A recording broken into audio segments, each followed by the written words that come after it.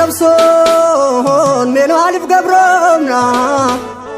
mirga biyya dhabneen akkamiin jiraanna mirga biyya dhabnee jiraachuudha manna isa du'ee biyyoo galee dirra wayyaa Oromoon bakkundaa dhaga'i dhaggeeffadhu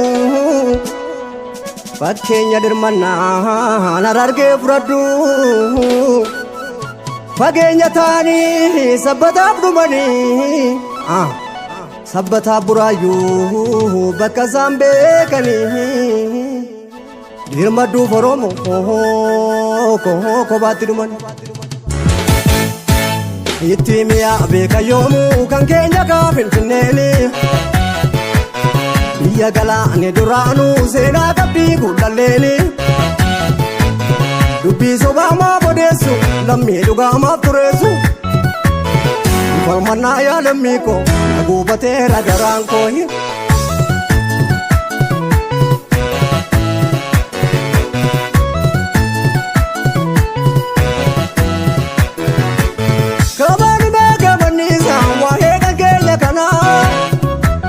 Kandi ajjeesuun reebu uwwan biyyarraa godaanay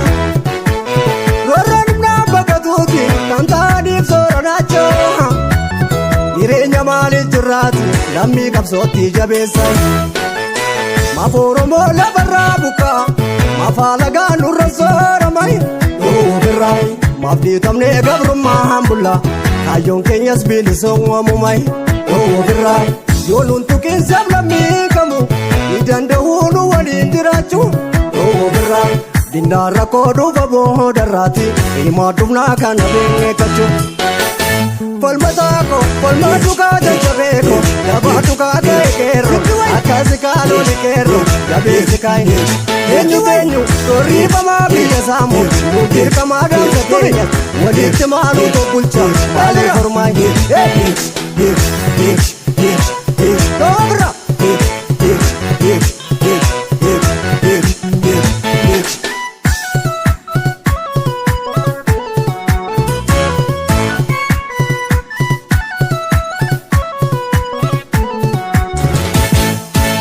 Itti mi'a beeka yoomuu kan keenya kaa Oromiyaani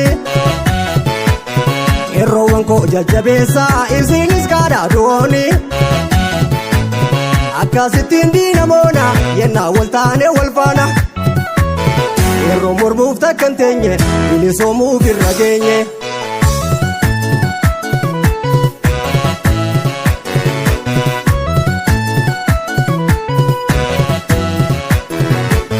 bilisummaadhe hurgaa Oromiyaa mara keessa jarri baduu dhokkofoofte musaamte too biyya keessaayi musaamte too akkan deemne itti marsaa deebisiisa osoo lagaa waliin goote biyya alaa hanga keessaayi jarri dhuguu kaasanyiif nuufitte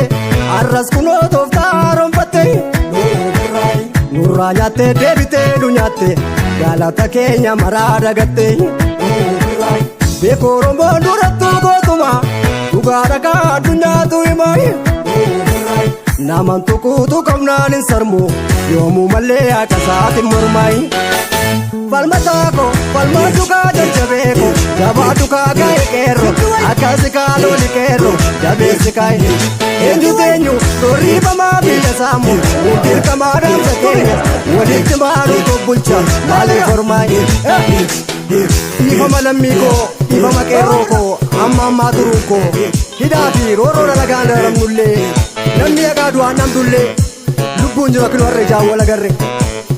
injifannoon kan uummata Oromooti.